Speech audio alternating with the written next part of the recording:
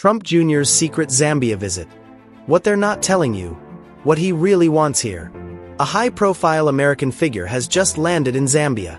Donald Trump Jr., son of the former U.S. president, is making headlines across the globe. Why is he here? Is it politics, business, or something more strategic? Could this visit impact Zambia's international relationships, foreign investments, or even the political landscape? Tonight, we break down the facts, the speculation, and the possible consequences of Trump Jr.'s visit, and why every Zambian should pay attention. Good day, viewers. Welcome to another edition of InspirAfrica Official. I'm Nakash. Well, what a week it's been here in Southern Africa. The diplomatic chessboard is shifting, friends, and the pieces are moving faster than anyone anticipated. But today we dive into a story that's captured headlines across the continent. A story that on the surface looks like a simple vacation photo op. But beneath it, well, that's where things get interesting. The revelation. Donald Trump Jr., son of the current U.S. president, has made a private visit to Zambia, meeting with President Hakainde Hichilema. Private vacation, they said. Personal trip, they claimed. Just experiencing the beauty of the country. But here's what they're not telling you. Why now? Why Zambia? And why, at the exact same moment, is the United States snubbing South Africa's G20 summit in Johannesburg? Why is Washington pulling back from its traditional ally in Pretoria while simultaneously rolling out the red carpet for Lusaka? Is this just tourism? Or are we witnessing the opening moves of a new scramble for Africa's resources? Could this be about the billions of dollars in copper reserves beneath Zambian soil? The strategic minerals that China has been quietly accumulating for decades? What message is being sent when the president's son shows up for a private vacation that somehow includes a formal meeting with a head of state? When high-level U.S. government delegations arrive in Lusaka for talks on multi-year health funding agreements within days of the Trump Jr. visit? When Secretary of State Marco Rubio makes phone calls affirming enhanced relations? And the ultimate question, viewers. In a world where every presidential family move carries weight, where diplomatic gestures speak louder than official statements, what does Donald Trump Jr. really want in Zambia? The revelation came to light on November 16, 2025, when President Hakainde Hichilema posted on social media that he had met with Donald Trump Jr. during the American businessman's private vacation in Zambia. The context is crucial here. This meeting occurred just days before the G20 summit was set to begin in Johannesburg, which the United States confirmed it would not attend. Washington's absence from South Africa's historic first G20 summit on African soil has been described by analysts as a diplomatic setback for Pretoria. But while South Africa was being snubbed, Zambia was experiencing something entirely different. The chronological sequence tells a fascinating story. According to President Hichilema's statement, Trump Jr. expressed admiration for Zambia's natural beauty, the warmth of its people, and the vast investment opportunities the country offers to U.S. businesses. The president said he conveyed warm regards to the U.S. president and affirmed Zambia's commitment to fostering enhanced U.S.-Zambia relations. Then, things accelerated rapidly. On November 17th, just one day after the Trump Jr. meeting, a high-level U.S. government delegation arrived in Lusaka for discussions on a new, multi-year health funding and performance agreement. This delegation wasn't minor players. It included the State Department's senior health advisor, the U.S. ambassador to Zambia, and senior officials from the CDC. The proposed package would provide significant new grant assistance to support Zambia's health systems over the next 5 years, marking a major commitment at a time when the Trump administration has been cutting aid elsewhere. And it didn't stop there. President Hichilema announced he held a fruitful phone call with U.S. Secretary of State Marco Rubio, where they discussed matters that mutually benefit both countries. All of this, the Trump Jr. visit, the high-level delegation, the Rubio phone call, unfolded within a 48-hour window. Coincidence? Or carefully orchestrated? Diplomacy? To understand what's really happening, we need to look at what Zambia has that Washington desperately needs. Zambia is now the 7th largest copper producer in the world and the 2nd largest in Africa, accounting for approximately 4% of global copper output. But here's the kicker. The Zambian government has set an ambitious goal of increasing copper output to 3 million tons by 2032. That's more than triple current production levels. And copper isn't just any commodity. Copper has emerged as an indispensable resource as the world accelerates its transition to renewable energy sources. Electric vehicles, solar panels, wind turbines, they all require massive amounts of copper. The clean energy revolution cannot happen without it. Here's where the geopolitics get intense. China maintains dominance in the region's mining sector, including near total control of processing and refining capacity. Washington sees this as a national security threat. Enter the Lobito Corridor, a massive US-backed infrastructure project. The Lobito Corridor is a rail line that connects Zambia, the Democratic Republic of Congo, and Angola, terminating at the port of Lobito in Angola, meant to transport unprocessed critical minerals including cobalt, nickel, and copper. This is America's answer to China's Belt and Road Initiative. And Zambia sits right at the heart of it all. Let's hear from the key players themselves, starting with President Hichilema's official statement.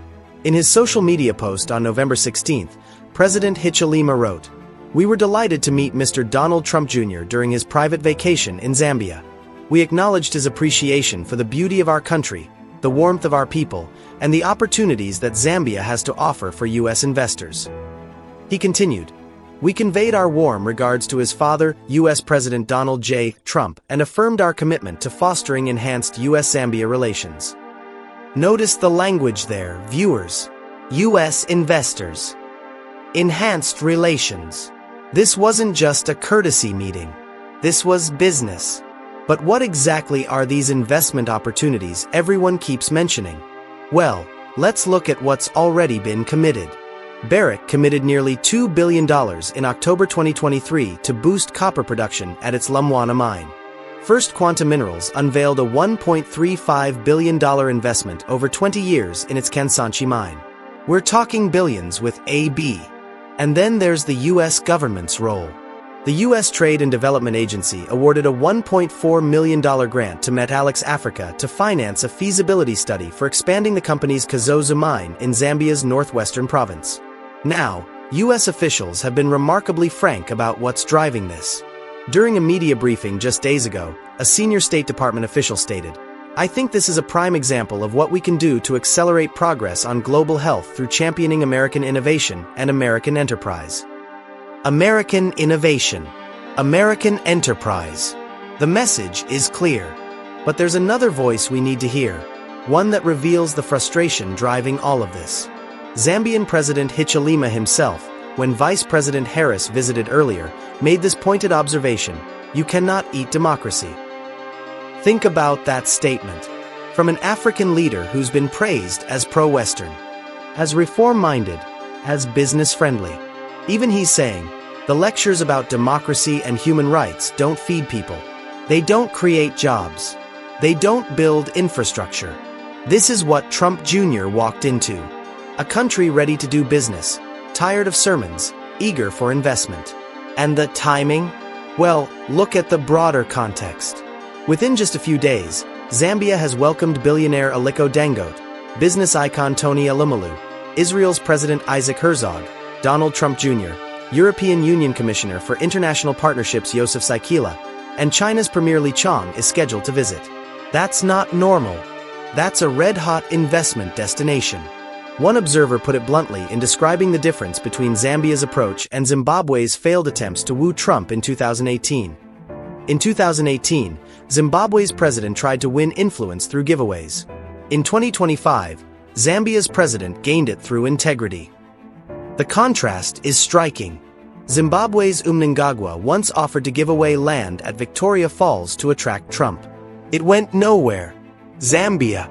They're attracting actual investment, actual high-level visits, actual commitments, without selling off national patrimony. So what does all this really mean? Let's dig into the implications. First, the U.S.-South Africa dimension. The relationship between Pretoria and Washington has continued to deteriorate throughout 2025, but the United States appears to be fortifying its ties with the Republic of Zambia through a series of diplomatic, political, and development engagements. This isn't subtle. While South Africa's G20 presidency has faced political turbulence, Zambia has quietly positioned itself as a stable partner for Western investment and tourism. The Trump Jr. visit, combined with Washington's G20 snub, sends an unmistakable message. play ball with our adversaries, and watch opportunities flow to your neighbors. But there's a deeper strategic play happening here around critical minerals. Chinese companies currently hold a near monopoly on the production and processing of cobalt used in electric vehicle batteries, military equipment, and electronics. The US sees this as intolerable. The Lobito Corridor project is meant to be a counter to China's Belt and Road Initiative, with bipartisan support in Washington. Whether it's Trump or Biden in office, securing African critical minerals away from Chinese control is American policy. And here's where it gets complicated. After years of volatile policies that saw companies withhold over $650 million in investments in 2019, the election of President Hichilema ushered in investor-friendly policies that led to a sharp rise in investment. Zambia learned the hard way that resource nationalism and unpredictable taxation drive away investment. Now they've swung in the other direction. Stable policies, predictable regulations, welcome Matt out for foreign capital. But some African stakeholders are worried. There are concerns that the Lobito Corridor looks like an extractive project. Raw materials leaving Africa, value-added processing happening elsewhere, jobs and profits accruing outside the continent. It's the oldest story in African economic history. Dig it up, ship it out, buy it back at premium prices as finished goods. President Hichilema's government insists this time is different. Officials say they're on a vision of doing 3 million tons of copper in the next 10 years, with the goal of creating jobs and resources for the treasury. But will Zambian workers benefit? Will local communities see improvements? Or will this be another cycle of extraction that enriches foreign companies and connected elites while ordinary Zambians remain in poverty? The political opposition in Zambia certainly has questions. Some critics have pointed out that previous governments have welcomed high-powered visitors before, even the Pope. They're asking, where are the concrete results from all these photo ops? And then there's the China factor. Beijing isn't sitting idle. China's trade with Africa totaled $296 billion last year, compared with US-Africa trade of around $71.6 billion. Since Trump took office in January, Nigeria, Kenya, and Zambia have signed infrastructure and security deals with China. So Zambia is playing both sides, taking meetings with Trump Jr., accepting US health funding, pursuing the Lobito Corridor with Washington, while simultaneously signing deals with Beijing and welcoming Chinese Premier Li Qiang. Smart diplomacy or dangerous balancing act? One thing is certain, Zambia has leverage right now that it hasn't had in years. The country sits on resources that multiple great powers desperately need. President Hichilema is using that leverage to extract maximum benefit, playing the US off against China, welcoming investment from Europe, the Gulf states, even Israel. The question is whether Zambia can translate this moment of maximum leverage into long-term prosperity for its people, or whether, as has happened so many times before, the resources will flow out, the profits will flow elsewhere, and ordinary Zambians will be left wondering what happened to all those promises. Well, viewers, there you have it. Donald Trump Jr.'s private vacation to Zambia that somehow included formal meetings with the president, immediately preceded high-level US government delegations, and coincided with Washington snubbing South Africa's G20 summit. Private vacation? You be the judge. What we're witnessing is great power competition playing out in real time across southern Africa. Zambia has resources the world needs. The United States and China both want access. And President Hichilema is playing the game skillfully, for now. But the real question isn't what Trump Jr. wants in Zambia. We know what he wants. The same thing America wants. Copper, cobalt, critical minerals, supply chains that bypass Chinese control, a counter to Beijing's dominance. The real question is, what does Zambia get out of this? Will it be genuine partnership and sustainable development? Or will it be extraction with a smile? Another chapter in Africa's long history of seeing its wealth flow outward while poverty remains? Only time will tell, viewers. Thank you so much for watching today's edition of InspirAfrica Official. This is a developing story, and you can bet we'll be following it closely as events unfold. What do you think about Trump Jr.'s visit? Is this good news for Zambia? Or should we be concerned about a new scramble for African resources? Drop your thoughts in the comments below. I want to hear from you, especially our Zambian viewers who are living this reality every day. We'll be back tomorrow with more news, more analysis, more stories that matter to our continent. Until then, this is Nakash saying, stay informed, stay engaged, and never stop asking the tough questions. See you next time.